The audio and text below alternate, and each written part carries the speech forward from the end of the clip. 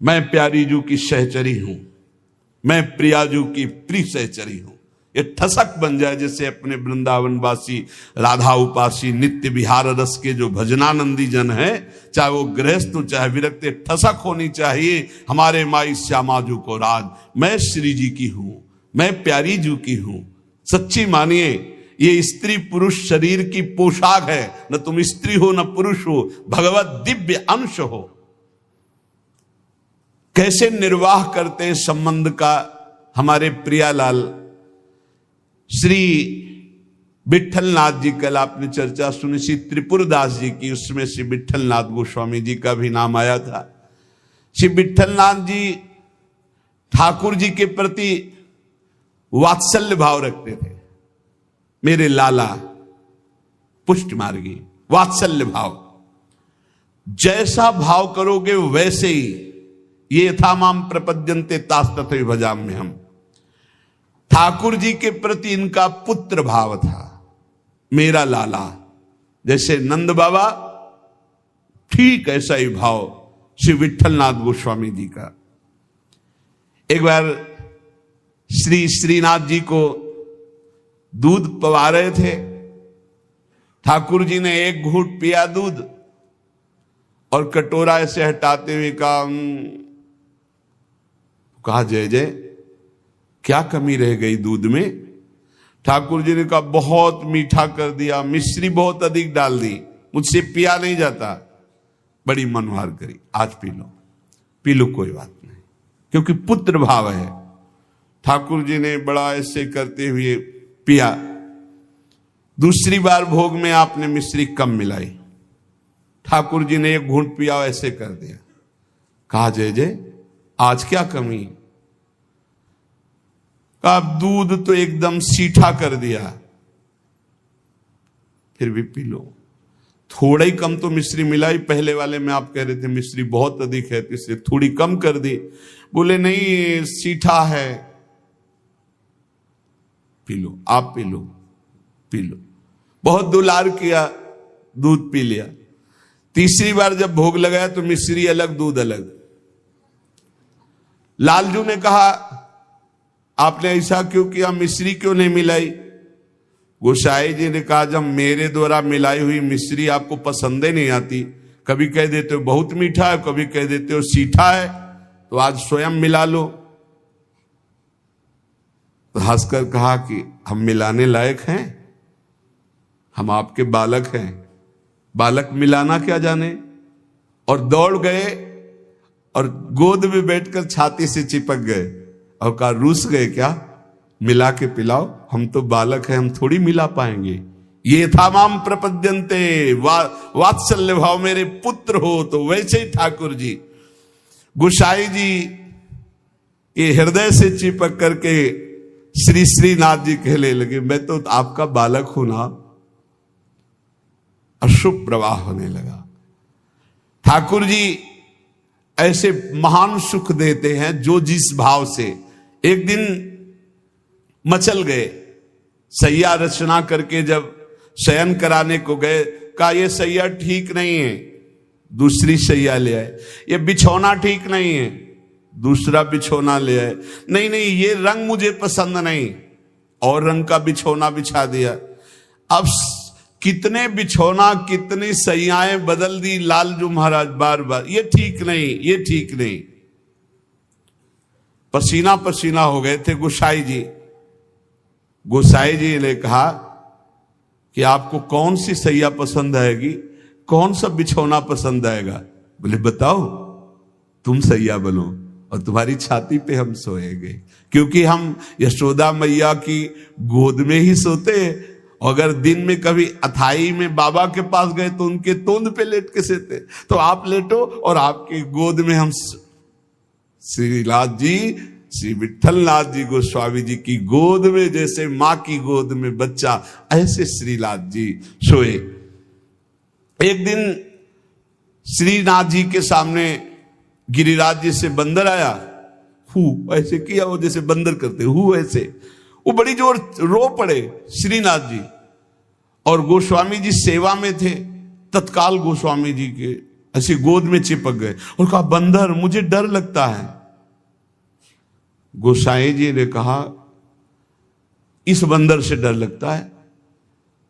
बड़े बड़े भयंकर बंदर, न जाने कितने महाबली बंदर और बड़े बड़े भयंकर राक्षस रामा अवतार में तुम कैसे मारे होगे राक्षसों को, और कैसे तुम्हारे साथ बंदर सेना थी, हमारी तो समझ में नहीं आता। ऐसे कह के मन में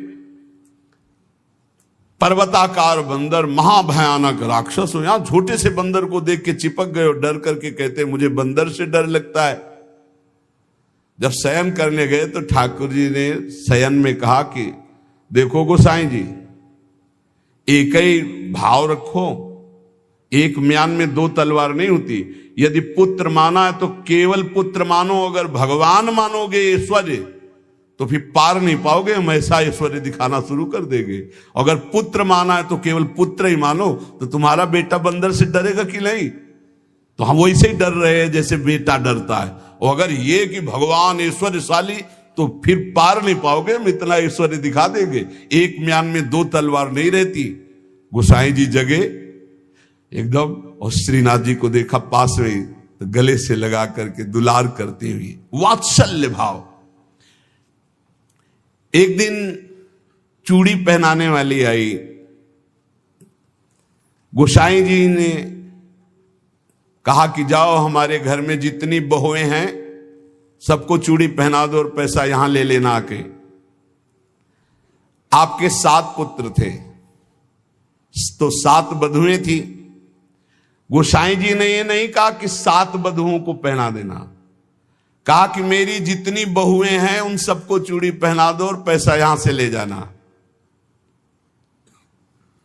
अब उनकी 7 बहुएं तो चूड़ी पहनी, 8वीं श्री स्वामिनी जी पहुंच गई अपने कर कमल। जे ही उस चूड़ी पहनाने वाली ने श्री जी के कर कमल को देखा, अशुभ प्रवाह, आनंद मूर्ति हमारी प्यारी जो है, अशुभ प्रवाह होने लगी। ऐसा उसको लगने लगा कि आनंद के आवेग में मुझे मूर्छा आ जाएगी। नीलांबर का हल्का सा घूंघट है, मनो मृणाल, मनो कमल लाल, ऐसे सुंदर कर कमल। वो सोच रही इनके कर कमल में पहनाने लायक तो चूड़ियां ही नहीं हमारे पास। श्री जी ने इशारा किया, पहनाओ। किसी तरह वो प्रेम शिथिल होते हुए जैसे जैसे इशारा होता गया वो चूड़ियां पहनाई। बहुत देर तक वह शुभ प्रवाह करती रही। इसके बाद गोस्वामी जी के पास उसको ले जाया गया। गोस्वामी जी ने 7 बहुओं की चूड़ी के कितने पैसे होते, तो उसने कहा 7 नहीं 8। गोसाई जी ने कहा 7 बहुएं तो तू 8 की बात कैसे कह रही? तो उसने कहा मैं कसम खा के कहती हूं मैंने 8 बहुओं को। तो बोले जब 7 हैं ही तो 8 कैसे? तो उनका मैं कसम खा के कहती हूँ 8 बहुएं थी और मैंने 8 को पहनाई है, और जो 8वीं थी वो इतनी सुंदर थी, इतनी, और रोने लगी। गोसाई जी ने कहा कि ऐसा कैसे हो सकता है, चलो इससे झंझट हटे। 8 बहुओं की चूड़ी पहनाने के पैसे दे दिए। जब रात्रि में शयन किया तो श्री जी ने गोसाई जी से कहा कि उस चूड़ी वाली से क्यों झगड़ रहे थे? क्या आप प्रीतम लालजू को आप अपना पुत्र नहीं मानते? हाँ पुत्र तो है ही, वो हमारे मानने की क्या बात है। तो मैं कौन हूं, पुत्र बधू हुई कि नहीं? अगर आप कहते 7 बहुओं को पहना दो तो मैं कदापि नहीं जाती। आपने कहा मेरी सब बहुओं को पहना दो, तो 8वीं मैं हूं, मैंने ही धारण। श्री जी के इन वचनों को सुनकर गोसाई जी तत्काल उठे और बैठे बैठे रात भर रोते रहे कि लाडली जू कितनी कृपालु, कितना भाव स्वीकार करने वाली है। यहां एक बात ध्यान रखनी है कि गुरु प्रदत्त भाव के अनुसार, संबंध के अनुसार जब सेवा की जाती है तो बहुत जल्दी वो सेवा सिद्ध हो जाती है, आराध्य देव बात करने लगते हैं। भक्त की हर बात को प्रभु सुन रहे। गोसाई जी ने कहा जाओ सब बहुओं को चूड़ी पहना दो, सुन रही ना श्री जी, इसीलिए चूड़ी पहनने गई। हमारा भाव दृढ़ होना चाहिए, भाव में कमी नहीं होनी चाहिए। जैसा हम भाव गुरु प्रदत्त करेंगे वैसा ही इष्ट देव अनुभव कराएंगे। जाकी रही भावना जैसी, प्रभु मूरति देखी तीन तैसी। एक अयोध्या में उमापति नाम के महापुरुष निवास करते थे। ये बहुत शास्त्रों के ज्ञाता और भजनानंदी महापुरुष थे। तो इनको अपने में भाव आता था कि मैं गुरु हूं राम लक्ष्मण भरत शत्रुघ्न का, ये मेरे पुत्र और शिष्य के समान है। तो ये जब मंदिर में जाते कनक भवन में, तो कनक बिहारी राम जी को ये माला खरीदते, पहन के जाते और अपना पहना हुआ माला देते कि राम जी को और लक्ष्मण जी को पहना दो, और सीता जी के लिए कहते कि आधा दरवाजा मोड़ दो, पर्दा कर दो, बहू है हमारी। ये रोज ऐसा करते। पुजारी वैसा ही कहते, जैसा ही कहते, क्योंकि महापुरुष थे उमापति जी। पर वैष्णव जन संत जनों को अच्छा नहीं लगा कि भगवान को अपनी पहनी माला पहनाते हैं। सब वैष्णव जन खिलाफ हो गए और कहा ऐसा नहीं हो सकता, भगवान केवल तुम्हारे नहीं कि तुम आकर अपनी प्रसादी माला भगवान को पहनाते हो। तो उन्होंने कहा यदि आप लोग ऐसा कहते हो तो हमारी बात सुन लीजिए। गुरु के सामने शिष्य कभी अमनिया माला पहन ही नहीं सकता, वो हमारे शिष्य हैं। बोले हम तुम्हारी इन बातों को नहीं मानते भावुकता की, लेकिन कल से आप ठाकुर जी को अपनी प्रसादी माला नहीं पहनाएंगे। वो अमनिया माला लेके आए 10 और कहा लो पहनाओ। तो जो राम जी के गले में डालते टूट के गिर जाती, लक्ष्मण जी के गले में डालते टूट के गिर जाती। 10 माला पहना दी, वो सब टूट के गिर गई। सब संत और वैष्णव खड़े देख, बोले देखा ये भला अमनिया पहन सकते हैं जब मैं इनका गुरु हूं। वशिष्ठ भाव से वो रहते। फिर उन्होंने माला मंगवाई और सामने माला पहनी और जे ही दी कि लो पहनाओ, वो माला टूटी रही, वो माला धारण हो गई। पंडित जी ने सब संतों से प्रार्थना की कि ठाकुर जी को जिस भाव से भजा जाता है ठाकुर जी वैसा ही व्यवहार करते हैं। आप अपने स्वामी के रूप में देखते हैं, लेकिन ये हमारे शिष्य हैं, हमारे पुत्र के समान हैं। क्योंकि मैं वशिष्ठ भाव से रहता हूं, इसलिए प्रभु मेरे भाव का पोषण कर रहे हैं, आप लोग अन्यथा ना समझिए। और जब ये मंदिर जाते तो पुजारी से कह देते कि जानकी जी की तरफ का दरवाजा थोड़ा सा जैसे बहु ओट में होती है ऐसे करो, कर देते। भावानुसार पुजारी जी जो ही देखते कि उमापति पंडित दर्शन करने आ रहे तो जानकी जी की तरफ दरवाजा कर देते या पर्दा कर देते। पुजारी जी विशेष सावधानी पूर्वक ऐसा करते। ये भी भक्तों को अच्छा नहीं लगा कि तुम ये अकेले थोड़ी दर्शन करते हो कि जानकी जी का, वो हमारी माता है, हमारे सर्वस्व हैं, आप ऐसा। तो एक दिन पर्दा नहीं किया। तो जे ही उमापति पंडित जी गए तो फटाक से आधा दरवाजा अपने आप बंद हो गया। सब आश्चर्यचकित हो गए, क्योंकि ऐसा कैसे।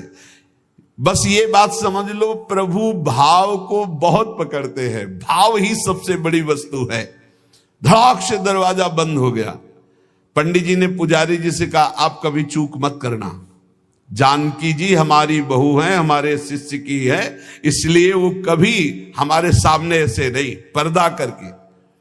तो पुजारी ने और संतों ने जान लिया कि महामहिम भाव को प्राप्त महापुरुष है, सबने क्षमा मांगी। गोसाई जी स्वयं पद रचना करने में कुशल और गा करके ठाकुर जी को पद सुनाने में कुशल। अष्टयाम सेवा पद्धति से श्री श्रीनाथ जी की सेवा करते और 8 परम प्रवीण कीर्तनकार नियुक्त किए। श्री सूरदास जी, श्री परमानंद दास जी, श्री कुंभन दास जी और श्री कृष्णदास जी, ये 4 महापुरुष श्रीमद वल्लभाचार्य जी महाप्रभु की कृपा पात्र थे। और श्री गोविंद दास जी, श्री चतुर्भुज दास जी, श्री छीत स्वामी जी और श्री नंद दास जी, ये 4 महापुरुष श्री विठलनाथ गोसाई जी की कृपा पात्र थे। ये 8 महापुरुष 8 पहर की प्रिया प्रीतम की जो लीलाएं हैं वो गा गा कर श्रीनाथ जी के सामने सेवा पद्धति के अनुसार सुनाते थे। एक बार की बात है, किसी विठलनाथ जी श्री ठाकुर जी को भोग लगा रहे थे, तो भोग में एक तिनका देखा, बहुत दुख हुआ कि मेरे सुकुमार लाडले ठाकुर और उनके भोग में इतनी असावधानी बनाने वाले तिनका। बहुत सावधान रहना चाहिए ठाकुर जी का, जब भोग बनाए तो बोलचाल में भी सावधानी रखे, कहीं थूक की छिट्टी ना चली जाए मुख में, ऐसा होता है। तो अगर कभी बात करनी हो तो रसोई से ऐसे करके बात करे, वैसे तो बात कम ही करे, मौन धारण करके बनाए, क्योंकि अगर हम पद जोर जोर से गाएंगे या बात करेंगे तो हमारे मुख से थूक की छिट्टी ठाकुर जी के भोग सामग्री जो बन रही उसमें गिरना हो सकता है। कितनी सावधानी महापुरुषों के चरित्र से हमें प्राप्त होती। तिनका को देख करके बहुत दुखी हुए और कहा कि आज हम हैं, तब हमारे ठाकुर जी के भोग में तिनका निकला और कल हमारा शरीर छूट जाएगा तो तुम लोग कैसे हमारे ठाकुर जी की सेवा करोगे। तो मैं आज ही संन्यास धारण करूंगा और विचरण करूंगा, जैसा मनावे वैसा करो। आप इतना कहे तो सब लोग बहुत दुखी हो गए। सबने अनुनय विनय की कि एक बार अपराध क्षमा कर दो, ठाकुर जी के भोग में कभी त्रुटि नहीं होगी। आपने कहा हम परिहास में कभी झूठ नहीं बोलते, हमने कहा सन्यास लेंगे तो अब सन्यास लेंगे, अब हम तुम्हारे बीच में नहीं रहेंगे। श्री ठाकुर जी श्रीनाथ जी से आज्ञा लेने गए। ठाकुर जी ने बहुत उदास होकर के कहा, गोसाई जी एक गेरुआ वस्त्र हमको भी मंगवा दो। बोले आपको क्यों जय जय, आपके पास तो बहुत सुंदर सुंदर पोशाक हैं। बोले हम आपके बिना नहीं रह सकते, अगर आप सन्यास लेंगे तो हम भी सन्यास लेके आपके साथ ही चलेंगे। देखो कैसा प्यार करते, जैसे माधवदास बाबा जगन्नाथ जी को प्यार करते, तो जगन्नाथ जी से जाके आज्ञा ली, जय जय अब ब्रज 84 को साहब की लीला भूमि में जाना चाहता हूं, आदेश दे दो। बोले बाबा आपके बिना हम रह नहीं सकते। बोले नहीं जय जय, हमारे पास इतनी भोग सामग्री नहीं कि मैं रास्ते में आपको भोग लगाऊं, आपको नहीं ले जा पाऊंगा, पर हम जाएंगे ब्रज 84 को दर्शन करने आपकी लीला भूमि के। ठाकुर जी चुप हो गए, उनके आगे बस कहां। अब वो सुबह प्रातः कालीन चले। अब सुबह सुबह ही इतनी भूख लगे आई तो उन्होंने कहा आज तक कभी ऐसी भूख नहीं लगी। तो एक माई थी, तो उससे कहा माई बहुत भूख लगी, कुछ मिल सकता है। तो बोले बाबा अभी बना देती हूं। तो कुछ समय में वो भोजन बना करके और पवाने, और जब पवा रही थी माधवदास बाबा को तो रोते जा रही थी। तो बाबा की दृष्टि गई, बाबा ने कहा माई रो क्यों रही हो। बोले इतना सुंदर सुकुमार लाडला बालक तुम्हारे जैसे बाबा जी के साथ कैसे आ गया, इसकी मां कैसे रहती होगी। तो उन्होंने भागवतिक दृष्टि से देखा तो थाल में बैठे जगन्नाथ जी पा रहे थे। बोले इसीलिए भूख लग रही थी, हमें पता क्या कि तुम्हें भूख लग रही, तुम क्यों साथ। बोले बाबा मैं नहीं रह पाऊंगा आपके। ये जरा प्यार देखो ठाकुर जी का, कह रहे बाबा मैं नहीं रह पाऊंगा। ऐसे ही श्रीनाथ जी गोसाई जी से कह रहे कि एक गेरुआ वस्त्र हमको भी मंगा दो, अगर आप सन्यास लोगे तो हम भी सन्यास ले लेंगे। गोसाई जी आपके बिना हम नहीं रह सकते। गोसाई जी ने गले से लगा लिया। तो कहा गले से लगा लिया तो मेरी बात मानो, अब तुम्हें सन्यास नहीं लेना। बोले जैसी आपकी आज्ञा। बोले सेवा में त्रुटि अगर हो रही तो मुझे दुख नहीं तो तुम्हें दुख क्यों हो रहा है। तो बोले तुम्हें दुख हो या ना हो, आप मेरे पुत्र हो, मेरे को दुख होता है कि मेरे लालन के भोग में तिनका कैसे आ गया। भाव समझिए। श्री विठलनाथ गोसाई जी स्वयं सेवा में सावधानी पूर्वक, पर कभी कभी अगर त्रुटि हो जाए सेवा में तो बहुत ही असंतुष्ट हो। यह ध्यान रखने का विषय है कि हम केवल विग्रह की पूजा नहीं कर रहे, साक्षात श्यामा श्याम विराजमान है, साक्षात श्री जी विराजमान। हम जल पिवाएं तो उसी भाव से, भोग लगावें तो उसी भाव से, पोशाक पहरावें तो उसी भाव से। श्री गोस्वामी जी शयन करते थे गोकुल में आकर, और नित्य प्रति श्री श्रीनाथ जी की सेवा में आते। यहां जतिपुरा गोवर्धन में श्रीनाथ जी विराजमान थे, तो आप घोड़े पे चढ़ करके आते थे। यदि कहीं आने में कुछ विलंब हो जाए तो अन्य सेवा चाहे कोई कर ले, पर आरती आप ही रोज करते थे, आरती सेवा आप ही करते थे। आज भी बल्लभ कुल में नियम चला आ रहा है कि और ठाकुर सेवा तो सब मिलके करेंगे, लेकिन आरती गोस्वामी वंशज ही करेंगे। श्री ठाकुर जी की अक्षुण्ण सेवा गोसाई जी अपने बालक के समान मानकर करते। जो भगवन्निष्ठ सदाचारी पुरुष होते हैं तो उनका प्रभाव सबके ऊपर पड़ता है। उस समय भक्ति का वातावरण एक बन चुका था, जिसको देखो सब भगवान की भक्ति में निमग्न। जो श्री विट्ठलनाथ जी थे, ये श्रीमद वल्लभाचार्य जी के द्वितीय सुपुत्र है। आपका जन्म प्रादुर्भाव विक्रम 1572 में काशी के निकट चुनारगढ़ में हुआ। श्री आचार्य महाप्रभु वल्लभाचार्य जी ने प्रयाग में अड़ैल में आकर आपका जन्मोत्सव मनाया। बड़े शुभ संस्कार बचपन से ही। आचार्य महाप्रभु जी के निरीक्षण में आपने समस्त शास्त्रों का सम्यक अध्ययन किया और गृहस्थाश्रम में प्रविष्ट हुए। आपकी 2 पत्नियां थी, रुक्मिणी जी और पद्मावती जी। श्रीमद वल्लभाचार्य महाप्रभु जी के गोलोक गमन के अनंतर उनके ज्येष्ठ पुत्र श्री गोपीनाथ जी, ये द्वितीय पुत्र से श्री विट्ठलनाथ जी। गोपीनाथ जी आचार्य गद्दी पर बैठे, परंतु थोड़े ही समय में वो गोलोकवासी हो गए। और गोपीनाथ जी के जो पुत्र थे श्री पुरुषोत्तम जी, वो अभी बाल्यावस्था को थे, तो विट्ठलनाथ जी को ही सारा कार्यभार संभालने को मिला आचार्य गद्दी का। ठाकुर जी की सेवा, ठाकुर जी का सब ऐश्वर्य श्री विट्ठलनाथ जी संभाले। श्री विट्ठलनाथ जी संभाले तो, पर कृष्णदास जी ये वल्लभाचार्य जी के शिष्य और ये संपूर्ण सेवा सामग्री के अधिकारी थे। यहां एक बहुत सूक्ष्म विषय निकल के आता है कि कभी गुरु और गुरु वंशज के प्रति थोड़ा भी हे भाव न कर ले, नहीं तो दुर्गति पक्की है, चाहे जितना बड़ा उपासक हो। कृष्णदास जी बहुत बड़े महापुरुष हैं, पूरे श्रीनाथ जी की सेवा के अधिकारी हैं, अधिकारी पदवी नहीं की है। अब किसी सेवा पद्धति को लेकर कृष्णदास जी से श्री विट्ठलनाथ गोस्वामी जी ने, तो कृष्णदास जी असंतुष्ट हो गए। कभी ऐसा नहीं होना चाहिए।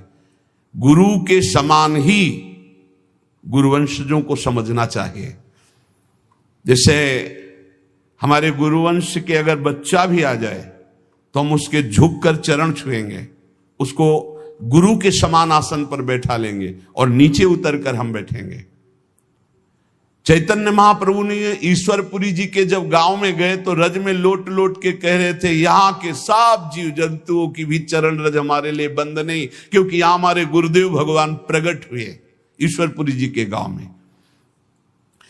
यहां त्रुटि हो रही है कृष्णदास जी से। कृष्णदास जी ने क्या किया कि जो गोपीनाथ जी गोलोक गमन हो गया था, तो उनकी पत्नी और उनके पुत्र पुरुषोत्तम जी अभी छोटे थे, उनसे बात की और गद्दी पर पूरा अधिकार कर लिया। पुरुषोत्तम है ही, क्योंकि उनके पिता गोपीनाथ जी अधिकारी थे, और हटा दिया श्री विट्ठलनाथ जी को। और हटा ही नहीं दिया, पूरी सेवा से हटा दिया कृष्णदास अधिकारी जी ने। पुरुषोत्तम जी को गद्दी पे बैठा दिया, उनकी मां को समझा बुझा करके दस्तखत करवा लिए और श्री विट्ठलनाथ गोस्वामी जी को हटा दिया। न श्रीनाथ जी की सेवा मतलब आना भी बंद करवा दिया। ऐसा नहीं करना चाहिए था, ये बहुत बड़ा अपराध बन गया। और बहुत बड़े महापुरुष हैं कृष्णदास जी, कोई साधारण नहीं। आगे उनके कभी चरित्र का श्रवण करना, इतने बड़े महापुरुष। गोसाई जी को सब अधिकार छिन जाने का कष्ट तो नहीं हुआ, पर सेवा छूट जाने का बहुत कष्ट हुआ। और महापुरुषों के हृदय में किसी भी तरह का यदि कष्ट हो गया तो उसे फिर भगवान बर्दाश्त नहीं करते। आपको बहुत क्लेश हुआ, श्रीनाथ जी का दुलार छूट गया, सेवा छुटवा दी कृष्णदास अधिकारी ने। आप पारासौली में जाकर रहने लगे, पर बहुत दुखी अंदर से। और दूर तक वहां तक आते जहां श्रीनाथ जी की ध्वजा दिखाई देती है, वहां से साष्टांग दंडवत करके बहुत एकाग्रता पूर्वक ऐसे देखते मंदिर की तरफ, रोने लगते श्री विठलनाथ जी। ये बहुत बड़ी हानि का विषय, बहुत बड़ी हानि का विषय। गुरुजनों से विरोध करने का मतलब है सर्वस्व का नाश, चाहे जितना बड़ा भी कोई तपस्वी भजनानंदी हो। एक श्री रामदास जी भीतरिया जो ठाकुर जी की सेवा में रहते थे, वो श्री विठलनाथ जी की स्थिति से परिचित थे। वो रोज गुप्त रूप से समय निकालते, यद्यप श्री कृष्णदास जी ने उनको भी मना कर दिया था, पर वो जाते और गोसाई जी को श्री लालजू का बीड़ा प्रसाद देते। बीड़ा प्रसाद आंखों से ऐसे रख करके खूब रुदन करते श्री विठलनाथ जी। ये बहुत बड़ा अपराध है, बहुत बड़ा अपराध। गोसाई जी ठाकुर जी के लिए अपने कर कमल से एक फूलों का हार बनाते और कहते पहना देना जाके, और रोज एक श्लोक दैन्यता का लिखते और कहते ठाकुर जी को सुना देना जाके। श्री रामदास जी नित्य प्रति आकर वो फूलों का हार और ठाकुर जी को एक श्लोक सुनाते, ठाकुर जी को फूलों का हार पहनाते, और ठाकुर जी रोज एक पान की बीड़ी देते जो उनको जाके देते और उनको प्रणाम करते। एक दिन ठाकुर जी ने संदेश में कहा कि गोसाई जी से कह दो मेघ तो समय पर बरसेगा, तुम दुखी क्यों हो रहे हो? मेघ तो समय आने पर बरसेगा, तुम दुखी क्यों हो रहे हो? विठलनाथ जी के सामने जब जाकर रामदास जी ने कहा मेघ तो समय पे बरसेगा, आप दुखी क्यों हो रहे हो? लालन ने ऐसा कहा है। तो विठलनाथ जी ने कहा कि मेघ तो समय पे बरसेगा, पर चातक अपनी टेक पुकार क्यों छोड़ेगा? चातक तो रटता ही रहेगा। बहुत सुंदर बात। अगर चातक अपनी रटन छोड़ दे तो चातक कैसा? मेघ तो समय पे बरसेगा, वो बरसे, लेकिन चातक अपनी रटन नहीं छोड़ सकता। मेरी रटन घटने वाली नहीं, मैं तो रो रो कर आपको पुकारता ही रहूंगा। चातक रटन घटे घट जाई, बढ़े प्रेम सब भांति भलाई। विठलनाथ जी के इस दुख को अकबर बादशाह ने सुना, उसने तत्काल आदेश किया और कृष्णदास जी को बंदी बना के जेल में डाल दिया और गोसाई जी को विरुद्ध आचरण किया, इसलिए उनको कठोर दंड कृष्णदास जी को बादशाह अकबर ने। जब गोसाई जी को ये पता चला तो गोसाई जी ने अन्न जल त्याग दिया और कहा जब तक सम्राट अकबर सादर कृष्णदास जी को, ये देखो महापुरुषों का हृदय, सादर कृष्णदास जी को नहीं छोड़ते तब तक मैं अन्न जल भी नहीं पाऊंगा। जब बादशाह अकबर को ये पता चला कि गोसाई जी ने अन्न जल त्याग दिया तो सादर कृष्णदास जी को पुनः छोड़ दिया। कृष्णदास जी को जब ये पता चला कि गोसाई जी मेरे लिए अन्न जल छोड़ दिए, तब गोसाई जी के पास आए और चरणों में गिरे और कहा मुझे आपके प्रभाव का पता नहीं था, क्षमा कीजिए। कृष्णदास जी ने पारासौली में आकर गोसाई जी के चरण पकड़ लिए। गोसाई जी गंभीर हो गए। महापुरुष अगर डांट दें तो बच गए आप, और गंभीर हो गए तो पिट गए आप, बस इतना समझ लो। गंभीर इसलिए हो गए कि तुमने लालन की सेवा छुड़वा दी, सब ठीक है, लेकिन लालन की से दूर रखा, दर्शन नहीं, सेवा नहीं, इसलिए गंभीर हो गए।